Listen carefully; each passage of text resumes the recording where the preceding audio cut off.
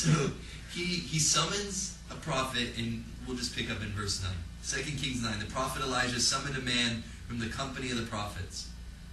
By the way, we are a company of the prophets. We are a school of the prophets. We are, I believe God is raising up a company of prophets. That's why we're here. It may be tedious, we may not have a clue what we're doing, but we are raising up a company of prophets. So Elisha comes in, and he picks Julio. And he says, Julio, take your cloak and your belt, take this flask of oil with you, and go to Ramoth Gilead. When you get there, look for Jehu, son of Jehoshaphat, the son of Nimshi. Go to him. Get him away from his companions. Get him away from his crazy folk. And take him into the inner room. Take the flask and pour the oil on his head and declare, this is what the Lord says, I anoint you king over Israel. Then open the door and run. Don't delay. You know this guy is crazy when you get anointed and you have to run for your life. I mean, this is what I picture. Here's my picture of Jehu. So my picture of Jehu is, I picture him a little kid.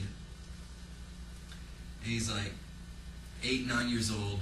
He's hanging out with all these other friends. You know, they've all been in the same town. They're all raised up. They're little edgy kids. You know, they're like those kids that just get in a little bit of mischief all the time. And they're getting a little bit of trouble. And Jehu's usually the leader. And they hear about, this is extra biblical. So don't say, well, this is what happened with Jehu. But I see Jehu's raised up. He's probably now 12, 13 years old. And there's this wild stallion of a horse that roams through their hills. And he's like this huge horse, you know? And he's like, there's a bunch of horses, wild horses in the hills or whatever. But there's this horse that is like the leader of this clan of horses. And Jehu says, you know, all the kids were watching these horses run. Jehu says, I could get that horse. And Jehu goes away for a week, and his friends think he's dead. Yeah, this is extra. This is my mind imagining. Because Jehu is crazy, and I'm going to go into the story, but Jehu is a crazy man. And so Jehu, all of a sudden, after a week, rides through town. You know, he rides through town, blazing past his friends. All their jaws drop, and they recognize this is our leader.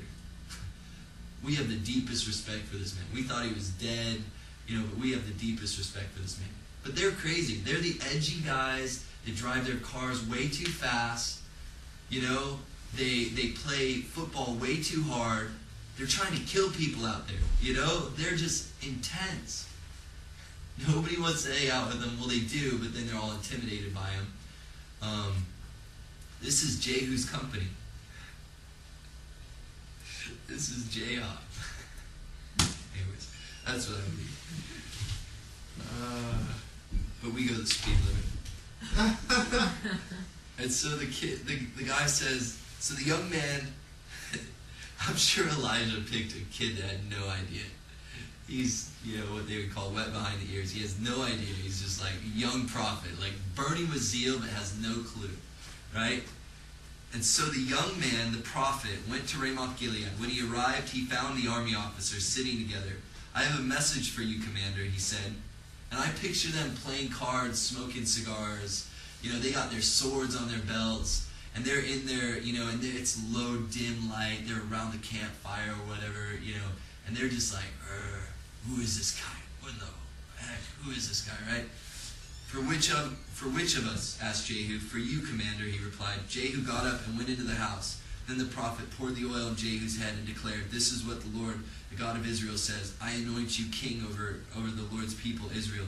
You are to destroy the house of Ahab, your master. I will avenge the blood of my servants, the prophets, and the blood of all the Lord's servants shed by Jezebel.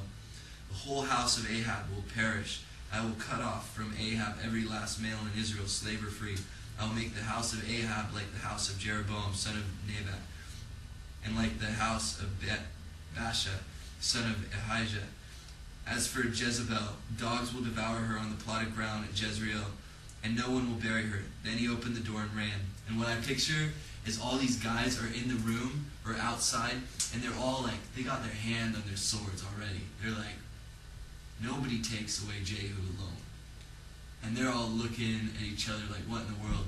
And all of a sudden this guy bolts out, jumps over the chairs, jumps on his horse, and like gallops off. Like, before they can even move, like, this guy's gone. And they run in thinking that Jehu's dead. They're like, what just happened to our leader? And so then he opened the door and ran. When Jehu went out to his fellow officers, one of them asked him, is everything all right? Why did this madman come to you? You know the man of the sort of things he says, Jehu replied. That's not true. They said, tell us. You're not telling us the truth, is basically what they're saying. Jehu said, here's what he told me. This is what the Lord says, I anoint you king over Israel. They hurried and took their cloaks and spread them under him on bare steps. Then they blew the trumpet and shouted, Jehu is king. These are good brothers. Without delay, it says they hurried quickly, and they didn't say, well, that's a bummer. You're a conceited little punk, Jehu. You know what? I don't want to bow down to you, Jehu. They go and they bow down immediately, and they say, let's ride. They had such a deep respect of authority and their leader and who he was that they said, let's ride. This is an army like, this is the army of the Lord. This is those that march in ranks and do not falter. They just recognize, Jehu, you're king. So Jehu, son of Jehoshaphat, the son of Nimshi, conspired against Joram. So they get together, they have their planning session. And I love this.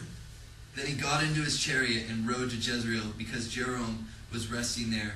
And Ahijah, king of Judah, had gone down. This is in verse 16.